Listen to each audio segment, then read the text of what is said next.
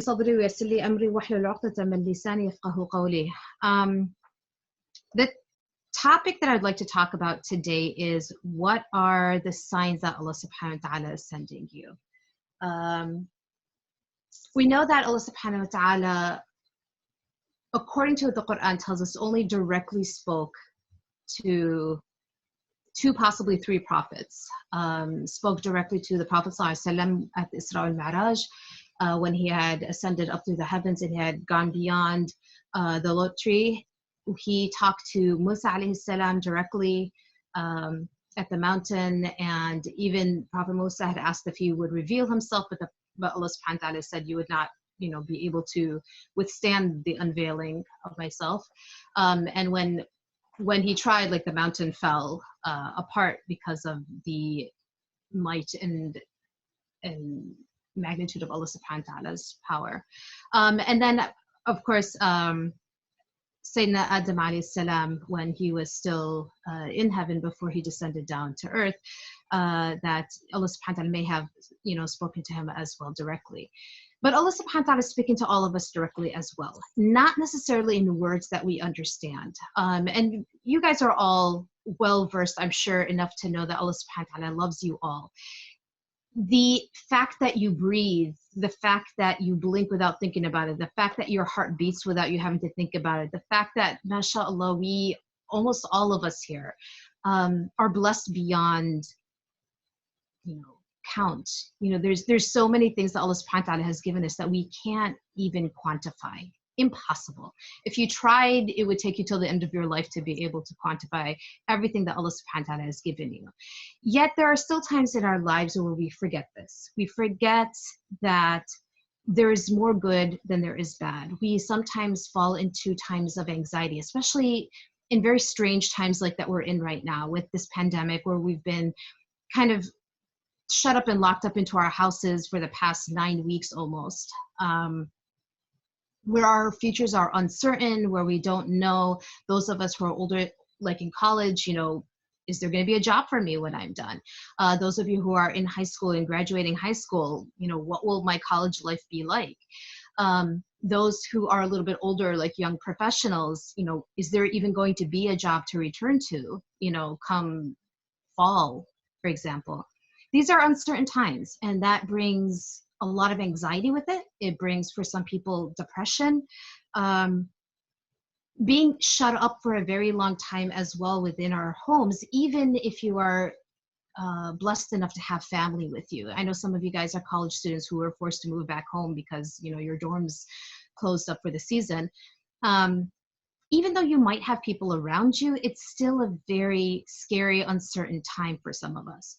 And so with that, sometimes we kind of withdraw into ourselves. I know, even for myself and my 9-year-old son, we've had a hard time, like, reconnecting with people again. You become so used to being, isolated and away from people, you almost forget how to socialize properly.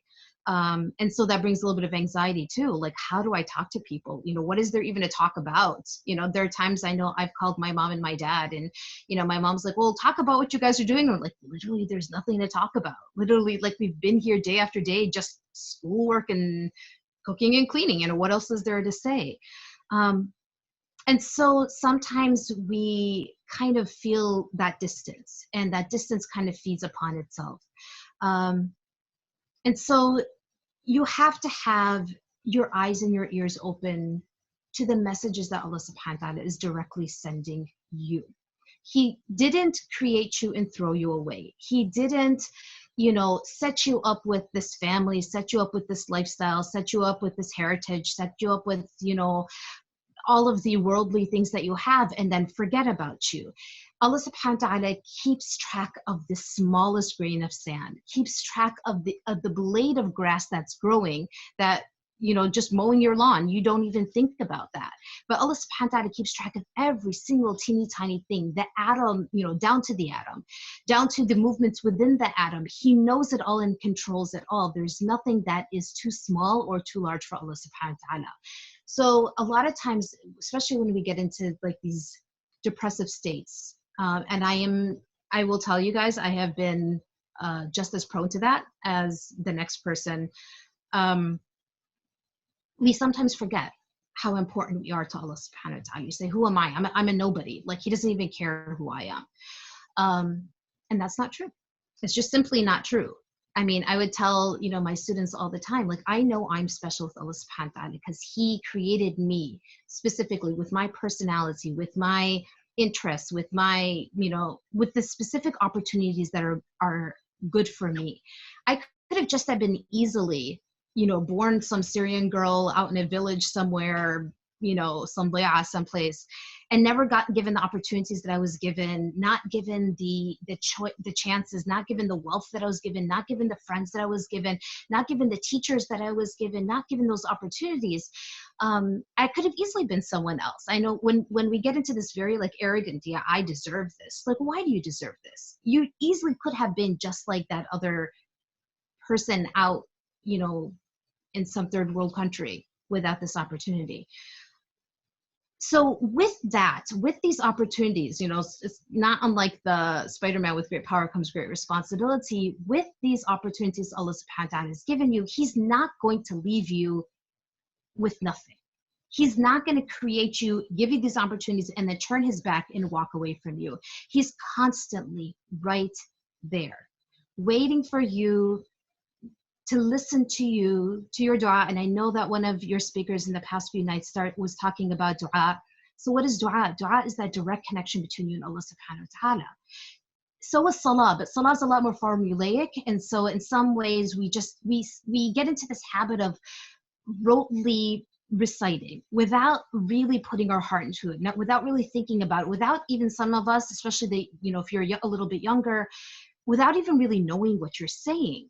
But when you're making dua and you have your hands up to Allah subhanahu wa ta'ala, especially now in Ramadan, or at Fajr time, either, or Tahajjud time even, or after you're done with your salah, or right before you break your fast, and you say, Ya Allah, this is what I need. I need your guidance. I need you to be here with me. I need your protection. I need your love. I need what you provide for us. I need all these things from you. And we talk to Allah subhanahu wa ta'ala, and sometimes we feel hopeless that he's not really talking back. But when you think about the things that he's always providing for you, putting there right in front of you, he is DMing you on a daily basis. I'll use myself as an example. In these past 8 weeks that we've been here locked at home, I've gone through my own challenges. I've got 3 boys here at home. My husband's here all the time at home. I'm a very outgoing person. Sam and Jumana know me well. I'm very much an extrovert. Being at home for me was very difficult at the beginning. And subhanAllah, it seemed every time I opened a halaqah, every time I listened to somebody online, anytime I joined in on a webinar, they were all saying the same thing. Be patient. This will not last forever. Take advantage of the blessings that maybe your life has been so much on fast forward that you haven't had the chance to really kind of absorb. For me, as very much an outgoing out of the house type of person all the time, I've never really spent very careful time at home. I love my family. Of course I do. I love my boys. I love, my mom, my dad, and I love my husband, all that stuff. But I love being outside doing things for other people. And in this case right now, it's Allah subhanahu wa ta'ala has constantly been telling me, take care of your family. This is your duty right now. Take care of your family. I'm not much of a cook. I say that all the time. It may or may not be it's not like I'm not proud of it, but it's just not part of my personality. I know some women who love to cook, love to provide other people with food. That's not my passion. But in this time right now, it's like Allah subhanahu wa ta'ala has been telling me over and over and over. Anytime I opened anything, the topic is always take care of your family. Take care of your family. Slow it down. Be grateful for what you have. Don't just focus on everyone else. Focus on the people who are right here in front of you. And so I would be an idiot, honestly, to not listen to this very, very obvious, blatant message that he's giving me. And so I focused this Ramadan on cooking. Every single night, I'm cooking. And there are, and you'll hear this from different mashayikh, and especially if you're a woman, you say, Ramadan, yes, it's good to feed other people, but as a woman or as a man, you shouldn't be spending your entire kitchen the entire month of Ramadan in the kitchen. Now's the time for Quran. Well, Quran's what I do all the time anyways. Teaching people Quran is what I do on a daily basis. What I don't do is cook every day. And so in this month of Ramadan, it's almost like my ibadah is doing what I don't want to do. So what does Allah subhanahu wa ta'ala tell you? How does he talk to you? How do you know what he's saying to you? Look for the recurring patterns. Look for the recurring patterns. I was just listening to, subhanAllah, I just got off another talk from a friend of mine, Ms. Du'at Fahmi, and she was saying right now, and it's so true, that Allah subhanahu wa ta'ala will sometimes take away from one part of your ibadah to spotlight that there's something wrong somewhere else. For example, if you're salah, you're having a very hard time focusing. It could be not because you're not good at salah. It's not because you're not committed to it. It's not because you don't have khushu'. It's because Allah subhanahu wa ta'ala is trying to highlight that there's something wrong in some other aspect or sphere of your life. Get that in place. For me, at my age, and of course you guys are not my age, majority of you, for me, I know when I'm getting in fights with my children or I'm getting in fights with my husband, there's something wrong with my deen. I've got to get myself back on track again. It's the recurring pattern, the constant anger, the constant stress, the constant fighting, the constant something else. I got to get something else in line. When I'm missing out on my prayers, for example, I'm praying my fard and like running. Oh, I got a meeting. I got something to go to. I have to be, so I'm skipping out on my sunnah prayers when I haven't done dhikr in a very long time. And I'm going to tell you guys, quite honestly, this Ramadan, I have not done as much dhikr as I would normally do because I do a lot of my dhikr in the car when I'm driving. Obviously, with coronavirus, we're not going anywhere. My 3 minutes down the road is not enough time for me to get as much istighfar in as I normally would. And so I'm not doing as much dhikr as I normally would in a normal year, let's just say. That translates into a lot of like stress in my interactions with the people that I live with and love. And I'm like, this isn't me. What's wrong here? What's wrong here? What message is Allah subhanahu wa ta'ala trying to tell me? He's trying to tell me, in my case, get your ibadah back on track. Just because you're not out driving and doing your dhikr in the car doesn't mean you don't carve it out of your time at home. You've got to listen to those signs that Allah subhanahu wa ta'ala is telling you. So what are the recurring patterns that you're seeing? So where will this come from? It'll come from advice that people are telling you. So for example, if you happen to fight, with this person, you're fighting with that person, you're fighting with this person, what's the common factor here? It's you. So maybe you are a little testy. Maybe there is something going on with your mental health. Maybe there's something going on with your ibadah, like we said. Maybe there's something going on with someone else in your family that you're neglecting, that you should be neglecting, like your mother, for example, or your father, or your grandparents, or, if you're married, your spouse. And so with all these other interactions that you think, oh, I should be fine with these, you keep on finding yourself coming up short or running out of patience with them or whatever it might be. And so Allah subhanahu wa ta'ala is trying to tell you, get your circles of responsibility in line before you, for example, step out to other places. In my case, the messaging that Allah subhanahu wa ta'ala is sending me was always through people I don't even know. Like, they don't even know my situation. I mean, I'm listening to a webinar of like Umar Suleiman. Obviously, he doesn't know who I am. He doesn't have any idea what my home life is. But he all of a sudden mentions, the angels make dua for a woman who, takes care of her family. And I'm like, how would he know this? But I had just listened to another halaqah that morning from like my teacher, who's in Jordan. And she was saying, are you guys taking care of your families? Are you cooking for your husband? Are you carving time in this Ramadan for him? And I'm like, how would she know that? I never told her these things. And so it's coming even from strangers or people who are from the outside. So another thing you have to keep in mind is that Allah subhanahu wa ta'ala will test you in the things that you think you've got down. Allah subhanahu wa ta'ala will test you in the things, I mean, for me, I'm going to be honest, and my boys may or may not ever hear this, I knew all along one of the tests that Allah subhanahu wa ta'ala was going to test me in was my children.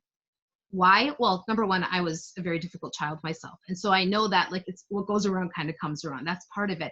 But another thing is because I work with kids all the time, I work with youth. I've been a teacher for 15, 16 years. You know, I got this. I know how to raise children. This is not a big deal. That's what Allah subhanahu wa ta'ala tested me in. And so it's like, can you practice that patience that you tell other parents to do with their teenagers? Can you listen to them the way you listen to your students? Can you give them the benefit of the doubt and give them a chance to grow on their own? I will tell you, since the beginning of coronavirus, you know, a lot of American families right now are struggling with their finances. You know, people haven't been working for 2 whole months. Where is that going to come from? Of course, we say, you know, in my head, I'm like, Allah subhanahu wa ta'ala always provides. Allah subhanahu wa ta'ala is always going to provide. Not a big deal. But then when it's your lived experience on the everyday, you know, that stress of, do I have enough to, you know, buy Eid presents? Do I have enough money now to fix this thing that just, you know, went wrong, you know, in my home? Do I have enough to pay for, you know, college? For my son's college or my kid's tuition or whatever it might be. This is the thing that I always thought, I got this, no big deal. I always have trust that Allah subhanahu wa ta'ala is, you know, got me protected, which is still true. That has not gone away. My sense of security though, in this time of coronavirus has eroded a little bit. I've had to work on myself a little bit. And so it's these things that I thought that I had down, these things that, no big deal. So Allah subhanahu wa ta'ala will test you in the areas you think you've got down. When Allah subhanahu wa ta'ala is testing you as well, that's a sign for you. This is what you need to work on. You need to work on this. It's the same thing. You think you can run away, you can avoid it. You can't. Allah subhanahu wa ta'ala will keep on putting this in your path. Now, the lucky person is the one who recognizes early on when committing a sin that, you know, your heart will feel bad. Like you'll feel that sense of guilt. The lucky person is the one who says, I got to listen to that guilt. I got to stop this now. Like, I don't like this feeling. The angels that are with you, the Allah subhanahu wa ta'ala provides you 2 angels to protect you, 2 angels that, you know, or sorry, two angels that protect you, and then 2 jinn who will kind of like, you know, attack you and try to lead you astray. Those angels will protect you in the day when you have been confronted with the sin, perhaps fallen into the sin, but then decide, I don't want to keep on doing this. This didn't feel good. I didn't like that sense of distance from Allah subhanahu wa ta'ala. When you continue to commit a sin, Allah subhanahu wa ta'ala will keep on trying to send those angels to protect you, trying to send those angels to protect you. But at some point when you're like, listen, I'm not listening to you guys. I'm going to commit the sin whether you want me to or not. And you think that nobody's watching, or you think that nobody can see you, especially when it's in the middle of the night and you're under your covers and you're on your phone and you're doing something that you know is wrong. You're watching something that's wrong. You're listening to something that's wrong. You're following people that you know are kind of changing your heart in a way that, you know, if your parents saw you watching that, you know you'd be in big trouble. You know you would feel guilty. You know you would be like in a fight with them about this. When you insist on doing that haram, the sad thing is when Allah subhanahu wa ta'ala says, sorry then, you know, you don't want me to protect you, I won't protect you. You want to fall into the sin, I won't stop you. He can stop you. He won't stop you though. That's the sad part. So when you're confronted with that sense of guilt initially, listen to it. Learn from it. Be introspective. Why are things not going right in my life? Why do I keep on fighting with the people that I love? Why do I constantly feel like everything is going against me? Why do I always feel this sense of guilt? Why, you know, is my car breaking down and my phone then drops and breaks, and my friend just got in a fight with me, and my mom is not talking to me, and even my sister came in and trashed my room out of revenge for something I did to her like a week ago. Like everything seems to be going wrong. These are Allah subhanahu wa ta'ala sending you signs. He's talking to you directly. Get your life on track. Sit down. Think about what you're doing. Make a list if you need to. Make a list. These are the things that I am willfully going against Allah subhanahu wa ta'ala with. These are the things that I'm ignoring that I know I should not be ignoring.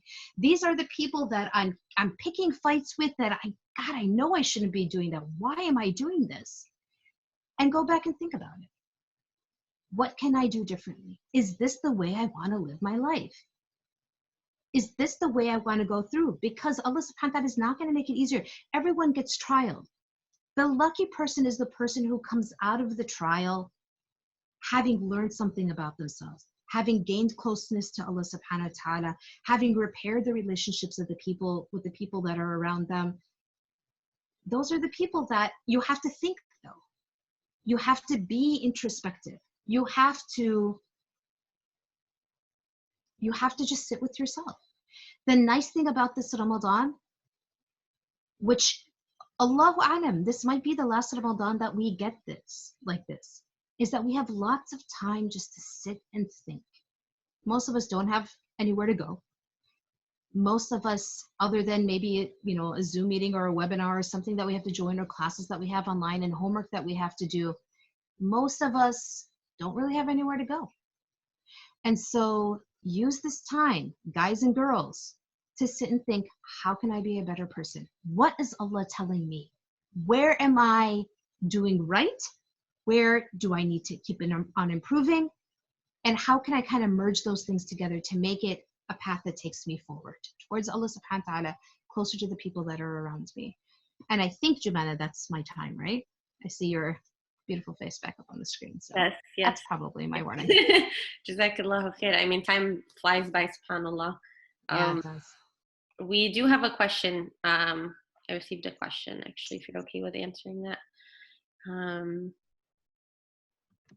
It's a stream, man. Don't worry. We're like all of our speakers. Yeah. I mean, 15 don't worry about minutes the time. literally flies by. Yeah. We haven't been strict about timing too much. We've created a lot of buffer because we want our speakers to like speak from the heart. Yeah, I mean, you really did. Jazakallah khair. Yes. Okay, so this question says, how can we repent correctly for major sins so that we can move forward and not let the weight of major sins hold us back? Oh, Sister, you're you're muted. I think you guys muted me. Yeah. You're good now. All right. So the first step to do is to recognize that there is no such thing as a sin that Allah subhanahu wa ta'ala cannot forgive. You guys all know the hadith, the story of the man who killed 100 people, and Allah subhanahu wa ta'ala still forgive them. I doubt that any of you guys killed 100 people. So what did you do? Can anything that you have done be anywhere near that? Doubt in Allah subhanahu wa ta'ala? I think that's part of the growing up process. I think that all of us have to go through that time of questioning of, do I really believe in God? What does that mean to believe in God? What does that look like to believe in God? What is it that I am doing or not doing in order to show Allah subhanahu wa ta'ala that I believe in him and I love him and that I'm trying to learn more about him and get closer to him? After you've recognized that Allah subhanahu wa ta'ala is not incapable of forgiving anything, then you do your tawbah. What does tawbah look like? Tawbah just means that you acknowledge the sin that you have done. Yes, I did this. I did it willfully. I did it repeatedly. I did it against the advice of the people who love me. I did it. It's been done. Ya Allah, I don't like the fact that I did it. I don't want to do it again. And so the second step of tawbah is to then ask Allah subhanahu wa ta'ala, heartfelt, please forgive me, Ya Rab. Please forgive me. I promise to try and not return to it again. Now, does that mean that we never return to it again? No. A lot of times, again, we are human. We forget.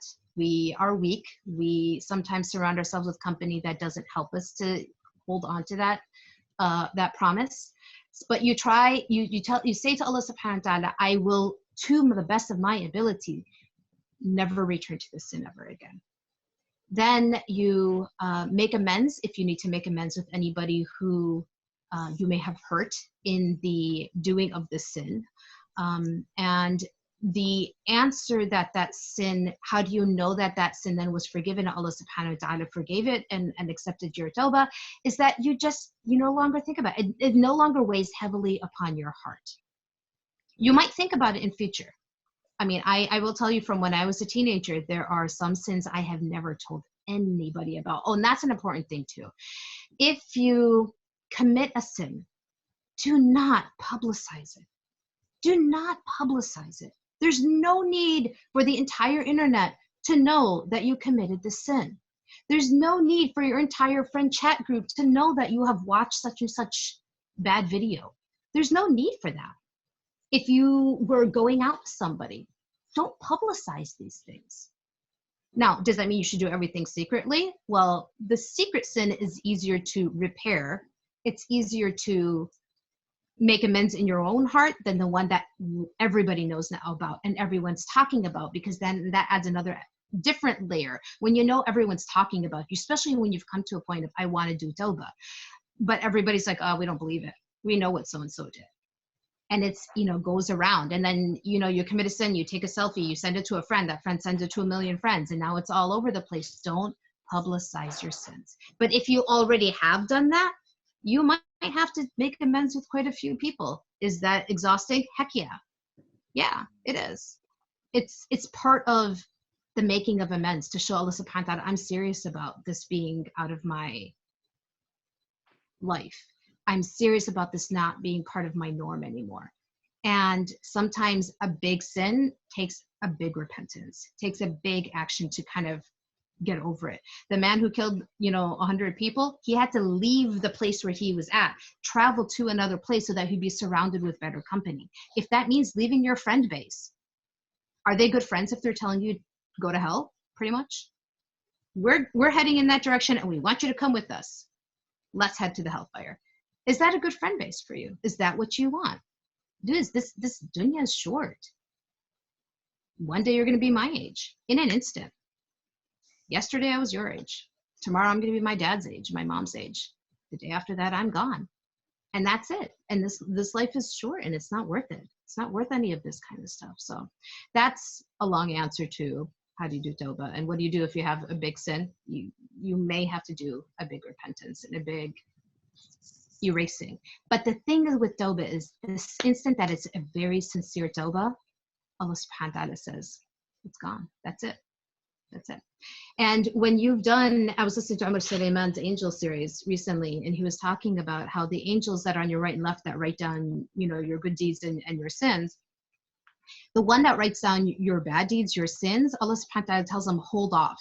Don't write down this sin, hoping that you will do tawbah in the meantime. Like, you'll do the sin and then you'll wake up and realize, whoa, what did I just do? What did I just do? Whether it was backbiting somebody, whether it was watching something, whether it was going out with somebody, whether it was committing an action that is haram or is not. Like, Allah subhanahu wa ta'ala still tells that angel, hold off, don't write it down yet, in hopes that you will repent from it. And in that point, when you say, astaghfirullah al-azim, what have I done? Allah subhanahu wa ta'ala said, don't even write it. It's not even there. It's not even in your book of deeds. So have hope and trust in Allah subhanahu wa ta'ala that nothing you have done is not forgivable. Nothing.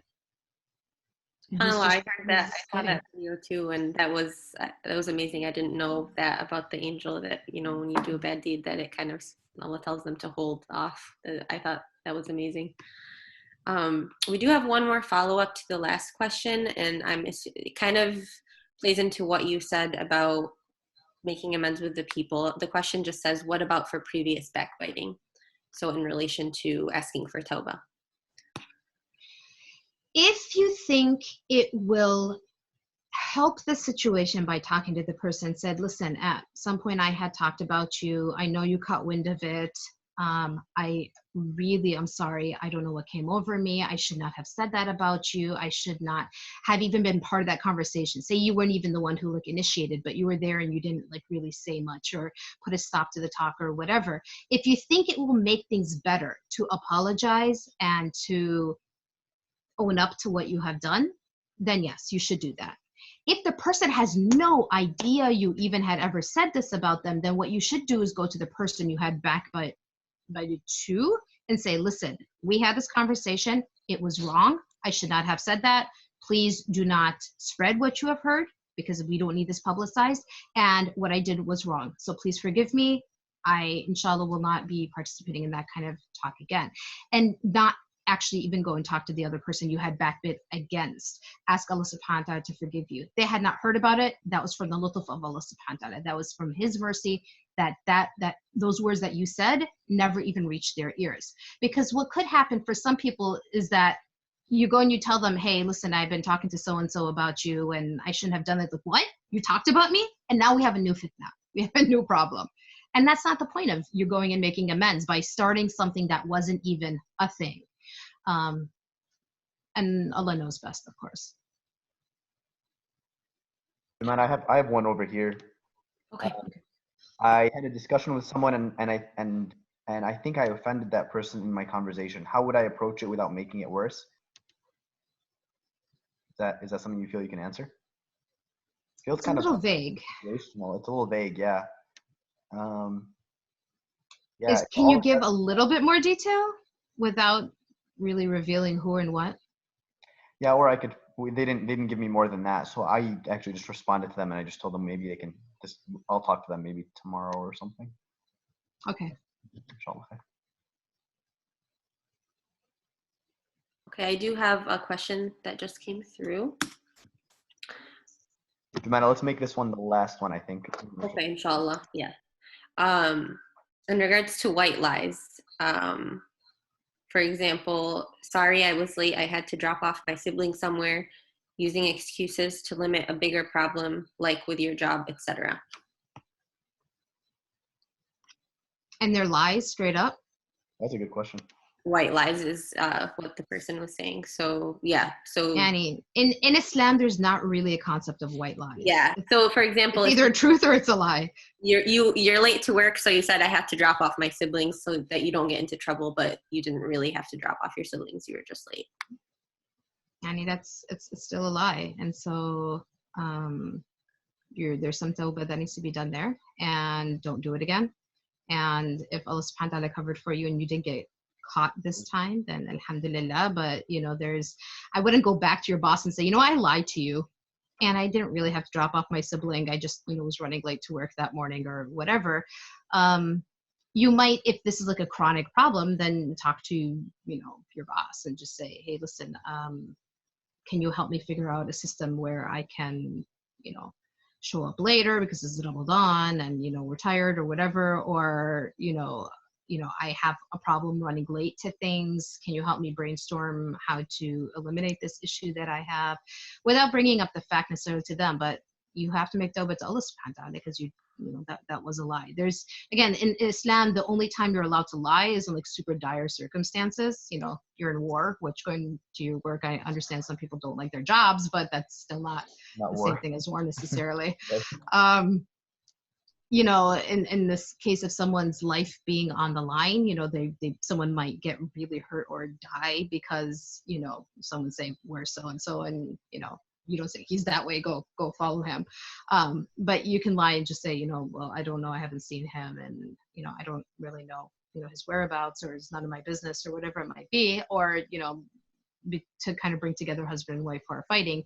None of those are the situation specifically. So it wouldn't really kind of fall under anything. I know we're trying to save our skins and our jobs, but try to figure out a better way to show up on time. And honesty is always the best policy, because I don't know about you, but anytime I've lied about something, it's usually gotten me into much, much deeper hot water than to begin with. So, Wallahu alam. Jazakallahu khair. Thank you so much, Sir Iman. This has been amazing, and I'm sure people have more questions, but we should probably move on to our second portion of the night, which is the quote. And Shahid or Osama, can one of you guys share it, please? And then Sister Iman, we would love to get your thoughts on it. Every night we try and kind of get the speaker's thoughts on this quote, and then we open it up to the community to kind of give their thoughts as well. So it doesn't have to be long, just, whatever wisdoms you have to share with us, inshallah. Okay.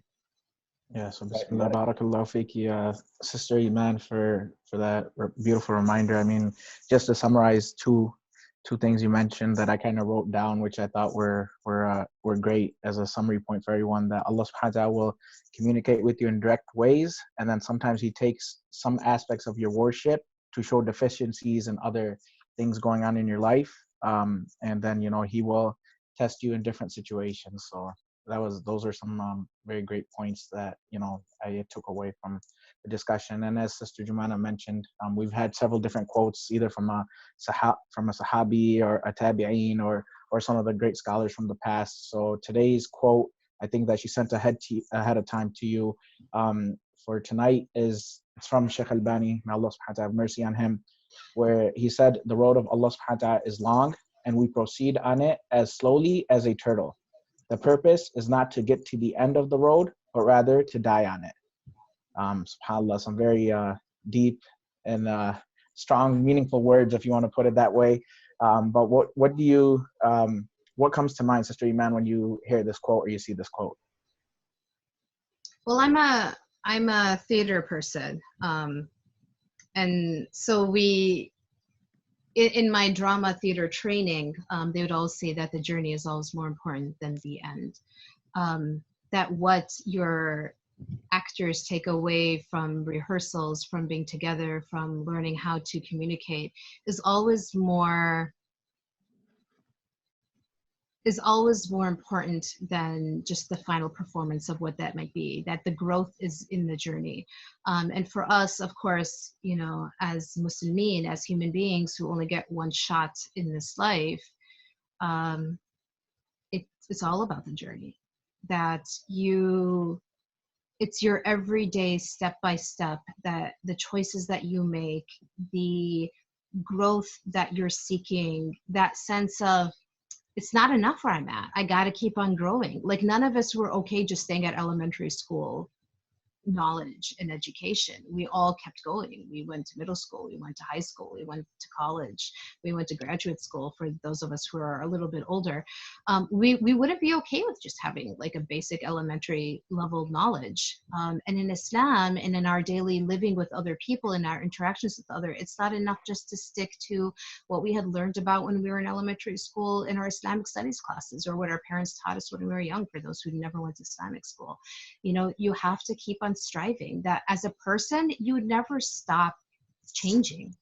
You know, even at my age, I'm 42 years old right now. If I was the same as what I was at 16 years old, that would be such a shame. You know, what have you been doing for the past 25 years of your life? You know, you got to make this existence worth it.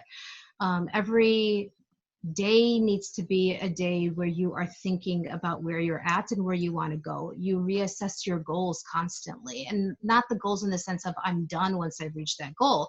Like, you know, for all of you guys who are in high school, your journey's not done just because you graduated. You move on to the next level, whether it's you go into college, some people go to community college, some people go to university, or whether you're done with school but you move on to like a job, and then you become an apprentice, you know, in a job, or you do some sort of internship, you know, and some sort in a job, and then you kind of rise up through the ranks.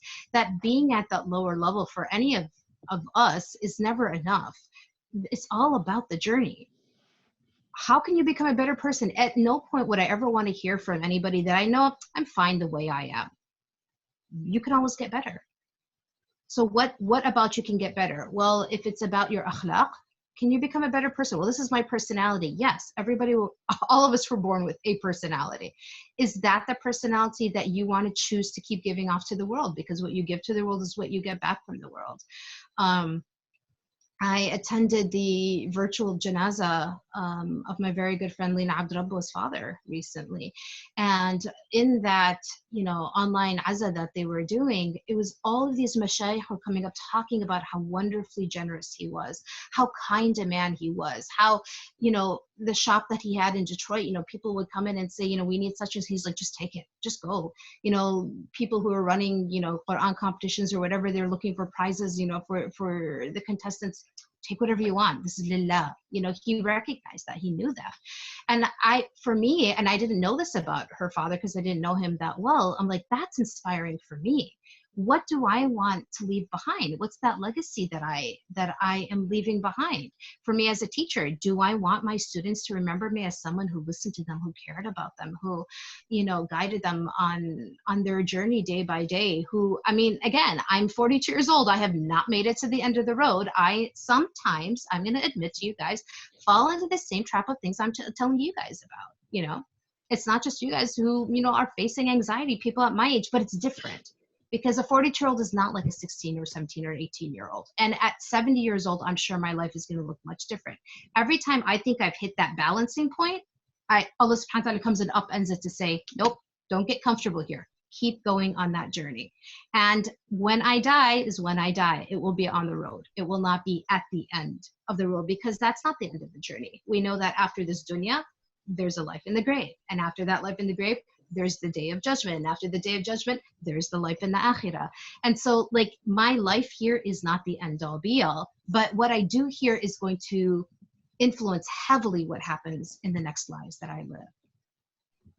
Jazakallah khair, and that's very deep, and subhanAllah, it's true. Life is, it's a long journey. It's not a short one span of a short span of time or anything like that. And subhanAllah, Sheikh Albani, you know, he was a muhaddith, may Allah have mercy on him. And at this, when I see this quote too, it kind of reminds me of the hadith of the Prophet ﷺ, where he says that whoever takes or seeks a path of knowledge, Allah subhanahu wa ta'ala will make that path of Jannah for him, easy for him or her, right? And it's like, it correlates with this quote and some of the items you mentioned, because, you know, knowledge itself is a struggle.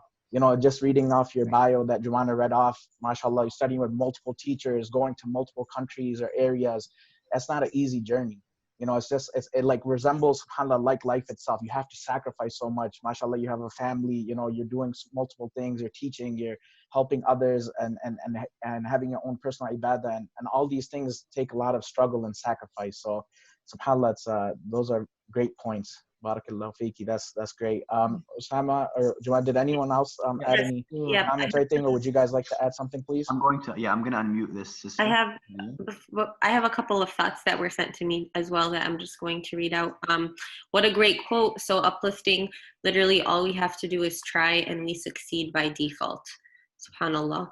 And it reminded this person of one of our previous talks when Mufti Abdul Wahab said that all we need is more good deeds than bad deeds, you know, sometimes. And then that got me to think too that it's so important, subhanAllah, to think of these positive and uplifting aspects of our deen as well, to help encourage us, because a lot of times it's focusing on harsh things, but subhanAllah, our deen is so beautiful. Another comment here is that maghfirah is in struggle to do better every day. Sister Hala said, Osama, can you please disable the yes, I just did. Shahid, go ahead and show your screen again. Reminds me of the idea that the status of a mu'min is that their iman has high and lows, but it's when we are at our low, we need to be cognizant of still following halal and staying away from haram. We have to remind ourselves that we need Allah at our best as much as we do at our worst. Another thought is that when we reach college and you have to choose your career, making sure you choose a career that you can be of service of Allah and earn halal money. SubhanAllah, very, very beautiful thoughts. Shahid, if you go under your screen share options, you can disable participant annotation. So I'm sure you'll. And then Hania, we are going to unmute you so that you can. Okay, go ahead. Assalamu alaikum, everyone. So someone asked a question about maghfirah, and Miss Iman talked about how none of us have done any deeds as bad as killing 100 people. To continue to that story, so he had killed 99 people, then he went to a sheikh and asked if he could be forgiven. That sheikh said no, so that became his 100th victim. He then went on to someone else and he asked, can I be forgiven? And that sheikh said, yes, you can. What you need to do is leave the place of sin, because where you are living is where your sins are being committed, where your crimes are being committed. And if you leave this area, you are likely to become a better person because you're leaving your past behind. So he went on a journey. I'm not sure what mode of transportation he had, but he left where he was and he went on a journey. And as he was going to this new place, he died. So when the two angels came to him, the angel who takes your soul with peace and the one who takes your soul with hardship, so whether you're going to Jannah or Jahannam, they were arguing over it, because they were like, he seems to be in the middle of both areas, of his new area where he was going to live a good life and of the bad area where he had committed all these sins. So who gets to take control of his soul? Because he hadn't actually started his good life yet. So I guess Allah told him to, or maybe it was their idea, but they measured the distance between the good and the bad place, and they found out that he was closer to the good place by 1 unit. Just 1 unit, like subhanAllah. And obviously that's not a coincidence, that's because Allah planned it that way. And I think that's like the most powerful story of how if you put in effort, Allah's going to reward you and Allah's going to acknowledge it. I you know, very much built on what you said, Mufti Abdul Wahab was just reminding everyone on the first day of the talk, he was saying, remember, your goal is not to have 0 bad deeds and 100 good deeds. Your goal is just to have a little bit more good deeds than bad deeds a lot of the time. And as soon as you have a little bit more, you're good. Inshallah, you're going to be good. You're going to be able to go to Jannah, inshallah. So that's the struggle, the fight, you know. So just mashallah, jazakallah khairan for that great quote. Jumana, you want to take over? Go ahead. Any others from you? Don't have anything else on my end. Very beautiful reflections, though. Does anybody else have anything to say or comment? We have one more here. They're just saying Jazakumullah khairan to Sister Iman. That was a great reminder. Amina's actually our guest speaker for tomorrow, inshallah.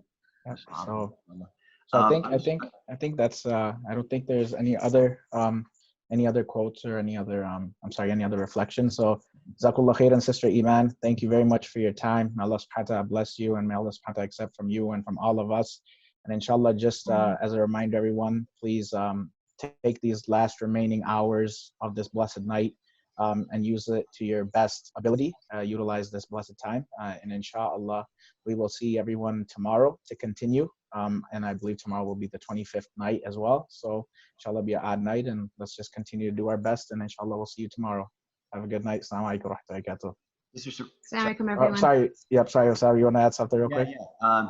Just jazakumullah khair to all the people. You guys are showing a lot of love to Sister Iman. Tomorrow, our speaker, do we want to say the speaker? I think you already said it, right? Sister Samrina. Yeah, it's Sister Samrina. So definitely, she's one of our favorites. Alhamdulillah. Shahid, you want to do you have any closing thoughts? Any closing thoughts, Sister Iman, before closing thoughts from me? No, alhamdulillah, you guys are doing a fantastic job. Thank you everyone who joined in tonight. May Allah subhanahu wa ta'ala forgive me if I said anything wrong. Anything good that I said came from Allah subhanahu wa ta'ala. Anything that I misspoke or was from myself, so please forgive me for that. Inshallah, we will see each other in person sooner rather than later. Inshallah. سبحانك اللهم وبحمدك نشهد أن لا إله إلا أنت نستغفرك ونتوب إليك أعوذ بالله من الشيطان الرجيم بسم الله الرحمن الرحيم والعصر إن الإنسان في خسر إلا الذين آمنوا وعملوا الصالحات وتواصوا بالحق وتواصوا بالصبر. جزاك الله خيرا everyone. Have a good night. Inshallah, I'll see you tomorrow. Assalamu alaikum wa rahmatullahi wa barakatuh.